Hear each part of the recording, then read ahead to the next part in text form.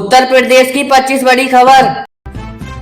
उत्तर प्रदेश की योगी सरकार ने इस साल होली के पावन अवसर को देखते हुए प्रदेश वासियों और सरकारी कर्मचारियों के लिए खुशी का पिटारा खोल दिया है। सरकार ने अधिकारियों को तौर पर घोषणा की है कि इस साल होली के अवसर पर 3 या 2 और 4 मार्च को पूरी तरह से सार्वजनिक अवकाश रहेगा। चूँकि 1 मार्च को रविवार है, इसलिए स्कूलों और कॉलेजों और दफ्तरों की लगातार 4 दिनों तक लंबी छुट्टी रहेगी। इस फैसले का सबसे बड़ा लाभ उन 17 लाख सरकारी कर्मचारियों और शिक्षकों को मिलेगा जिन्हें त्योहार से पहले ही फरवरी महीने का वेतन सैलरी एडवांस में दे दिया जाए। मुख्यमंत्री ने स्पष्ट किया है कि वेतन के भुगतान में कोई देरी न हो ताकि लोग उत्साह के साथ खरीदारी कर सके। इसके बदले में आज यानी 18 फरवरी शनिवार को पूरे प्रदेश में कामकाज होगा ताकि सरकार कार्य में कोई बाधा न आ सके। बैंकों में निर्देश दिए गए हैं कि वे कैश की किल्लत न होने दे। ग्रामीण इलाकों में होली मिलन कार्यक्रम के विशेष के लिए सुरक्षा सफाई के निर्देश दिए गए हैं। बिजली विभाग को भी इन 4 दिनों में 24 घंटे की बिजली आपूर्ति सुनिश्चित करने को कहा गया है ताकि त्योहार में रंग में कोई भी बांध न आ सके।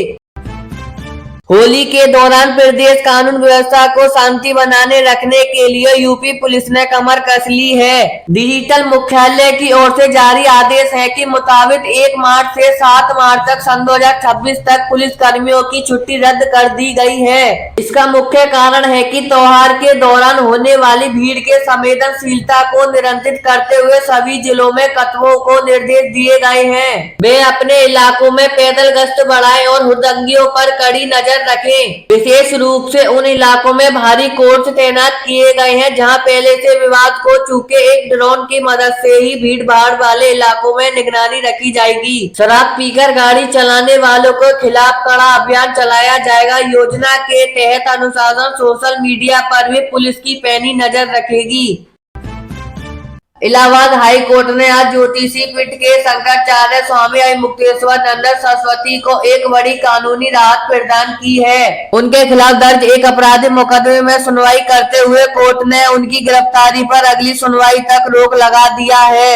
यह मामला काफी समय से चर्चा में था और संतों के बीच इसे लेकर काफी रोष हो रहा था। शंकराचार्य के वकील ने दलील दी है कि यह मामला राजनीति के प्रेरित है और तत्वों को तोड़ मरोड़ कर पेश किया गया है।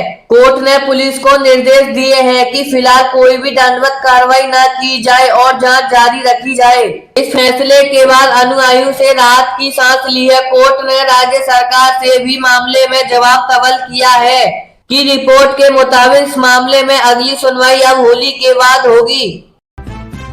उत्तर प्रदेश की इस बार फरवरी के महीने में ही गर्मी ने अपने तेवर दिखाने शुरू कर दिए हैं। मौसम विभाग IMD के ताजा रिपोर्ट के अनुसार लखनऊ, कानपुर और नोएडा समेत कई शहरों में तापमान 34 डिग्री सेल्सियस तक पहुंच गया है। यह सामान्य से 4 से 5 डिग्री अधिक है, जो मार्च के अंत जैसी गर्मी का एहसास करा रहा है। सुबह और शाम के समय अभी भी हल्की ठंडक बनी हुई है, लेकिन दोपहर की धूप ने लोगों को परेशान कर लिया है। मौसम वैज्ञानिकों का कहना है कि पश्चिम विक्षोभ की कमी को शुष्क हवा के कारण तापमान में यह बढ़ोतरी देखी जा रही है। आने वाले एक हफ्ते में गर्मी को बढ़ने का असर है और लू जैसी स्थिति पैदा हो सकती है। डॉक्टरों ने लोगों को ज्यादा पानी पीने और सीधी धूप से बचने की सलाह दी है। के अनुसार किसानों को भी अपनी फसलों की सिंचाई पर ध्यान रखने को कहा गया है। उत्तर प्रदेश में 10वीं और 12वीं की बोर्ड परीक्षा अपने अंतिम चरण में है, लेकिन प्रशासन अभी भी पूरी तरह सतर्क है। आज STF के कई जिलों में छापेमारी कर नकल कराने वाले एक गिरोह का फंडाफोड़ दिया है। प्रयागराज में कौशाम्बी में कुछ केंद्रों में अवैध तरीके से बोलकर नकल कराई जा रही थी, जहां से कई शिक्षकों को बाहरी लोगों को हिरासत में ले लिया गया है। शिक्षा विभाग ने इन केंद्रों की मान्यता रद्द कर दी गई है। परीक्षा केंद्रों के आसपास धारा 144 लागू है। CCTV कैमरे में लखनऊ के कंट्रोल रूम में सीधे निगरानी दी जा रही है।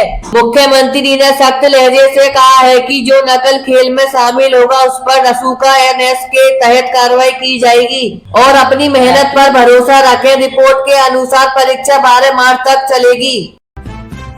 भारतीय क्रिकेटर और यूपी किसान रिंकू सिंह के परिवार में दुखद खबर आई है। उनके पिता खान चंद्र सिंह का आज लंबी बीमारी के साथ निधन हो गया है। वे कैंसर से जूझ रहे थे और पिछले कुछ समय में अस्पताल में भर्ती थे। रिंकू सिंह ने अपनी कड़ी मेहनत में संघर्ष के लिए जाने जाते हैं। अक्सर अपने पिता के जिक्र के योगदान की बात करते थे। उनके पिता एक गैस सिलेंडर डिलीवरी वाले काम करते थे और उन्होंने बेहद अभावों में रिंकू सिंह को क्रिकेटर बनाया था। इस खबर के बाद खेल जगत में अलीगढ़ में शोक की लहर दौड़ रही है और कई साथी क्रिकेटर और बीसीसीआई के अधिकारियों ने सोशल मीडिया के जरिए शोक संवेदन पर व्यक्त किया है।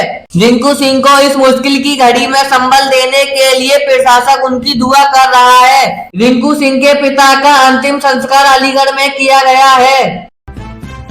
आज पूरे उत्तर प्रदेश के साथ साथ वाराणसी काशी में राष्ट्रीय विज्ञान दिवस बड़े उत्साह के साथ मनाया जा रहा है। सीवीसी रमन की याद में आयोजित इस कार्य में स्कूलों और कॉलेजों छात्रों के सतत मॉडल में पेश किया गया है। काशी हिंदू विश्वविद्यालय BHU के एक विशाल विज्ञान प्रदर्शनी ने लगाई गई है, जहाँ नई तकनीकी और रोबोट का प्रदर्शन भी किया गया है। मुख्यमंत्री ने भी प्रदेश के युवाओं को वैज्ञानिक सोच अपनाने के लिए प्रेरित कर दिया है। वाराणसी के घाटों पर आज शाम से विशेष विज्ञान अतिथि लेजे का आयोजन कर रहे हैं, तो पर्यटकों के लिए आकर्षण का केंद्र होगा। सरकार का लक्ष्य है कि ग्रामीण इलाकों में भी विज्ञान प्रति रुचि पैदा की जा सके। इनके लिए सरकार ने मोबाइल लैब शुरुआत की जा रही है। छात्र को सम्मानित करने के लिए प्रतियोगिता का भी आयोजन भी किया जा रहा है।